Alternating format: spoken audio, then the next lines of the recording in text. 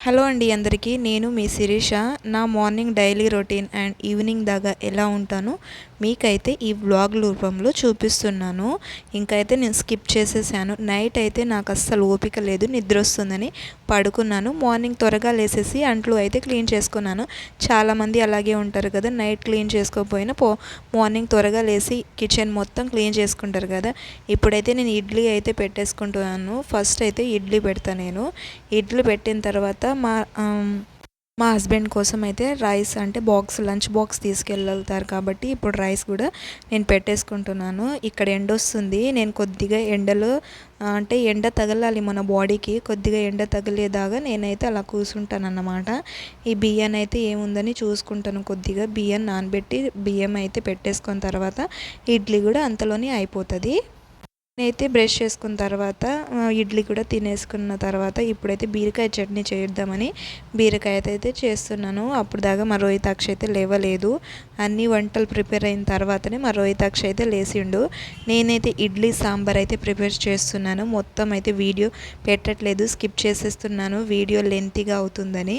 ఇప్పుడైతే వాడైతే లేచిన తర్వాత ఫ్రెష్ అయితే వాడికి నేనైతే ఫేస్ వాష్ చేసిన తర్వాత టీత్ మొత్తం క్లీన్ చేసిన తర్వాత వాటర్ తాగిన తర్వాతనే ఇడ్లీ అయితే పెడతాను. మా ఆయన కూడా రెడీ అయిపోయినారు. లంచ్ బాక్స్ అయితే పంపించాను. తర్వాత మా రోహితాక్షకి అయితే కొద్దిసేపు అయితే పంపించిన తర్వాత నేను అస్సలు వాడికి స్నానం అయితే పోయాను. 2 అవర్స్ తర్వాత స్నానం అయితే పోస్తానన్నమాట. వాడికైతే ఇప్పుడు స్నానం చేయించిన తర్వాతనే నేను ఏదైనా ఇంట్లో పనులు అయితే చేసుకోగలుగుతాను. ఇప్పుడైతే 10:30 అవుతుంది. మా రోహితాక్షు ఇక్కడైతే ఆసనం చేస్తున్నాడు. నాకైతే భలే అనిపించింది. వాడైతే ఒక్కొక్కటి అలా చేస్తూ ఉంటాడు అన్నమాట అప్పుడప్పుడు. ఇక్కడైతే నేను మా రోహితాక్ష అయితే పడుకున్నాడు, వాడినైతే చూపించలేదు. పడుకున్న తర్వాత నేను ఇల్లు మొత్తం హౌస్ మొత్తం క్లీన్ చేసుకున్నాను. అంటే రోజు క్లీన్ చేసుకున్నాను, ఎందుకంటే వాడు టాయిలెట్ పోస్తాడు కాబట్టి. ఇక్కడైతే వాడు ఆడుకుంటాడని ఇది కూడా క్లీన్ చేసుకోవాలి నేనైతే. ఈ క్లీన్ చేసుకున్న తర్వాత నేను హౌస్ కూడా క్లీన్ చేసుకుంటాను. ఇప్పుడైతే నేను వాడు పడుకున్న తర్వాతనే ఏదైనా నేను క్లీన్ చేసుకోవడానికి వీలవుతుంది. హౌస్ కూడా క్లీన్ చేసుకుంటున్నాను. ఎందుకు ఇది చూపిస్తున్నారు, అందరు పని చేసేవాళ్ళే అని అనుకోవచ్చు. నిజంగా చిన్నపిల్లలతో మన పనులు అస్సలు అవ్వదు. నేను ఇంట్లో పనులు చేయడానికి నాకు చాలా అలసటగా వస్తుంది. ఒక్కొక్కసారి చేయలేకపోతానన్నమాట. అంత బిజీగా అయిపోతాను నేను పిల్లలతో అన్నమాట. ఇప్పుడు టైం వచ్చేసి 2:30 అవుతుంది. నేనైతే అన్నం అయితే త్వరగా తినేసుకున్న తర్వాత వాడు కూడా లేచిన తర్వాత వాడికి కూడా తినిపించను. ఇదైతే ఈవినింగ్ 5:30 అన్నమాట.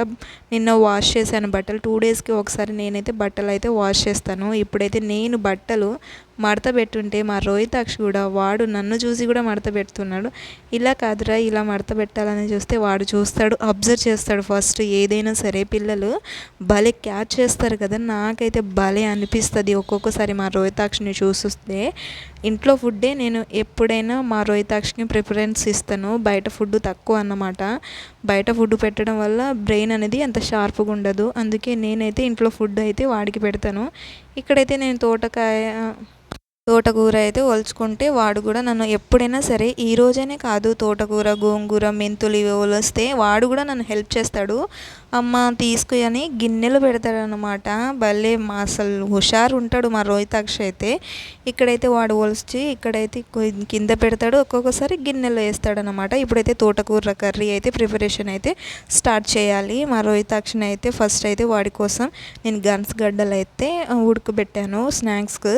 వాడికైతే కొద్దిగా సేపు తిన్న తర్వాత స్నానం అయితే మళ్ళీ ఈవినింగ్ పోయాలన్నమాట. ఈవినింగ్ అయితే నేను వాడికి చూపించట్లేదు. ఇప్పుడు స్నాక్స్ తినిపించిన తర్వాతనే నేను 1 అవర్ 2 అవర్స్ ఆగి వాడికి నేను కొద్దిగా పెడతాను. అంటే కొద్ది గ్యాప్ ఉండాలి.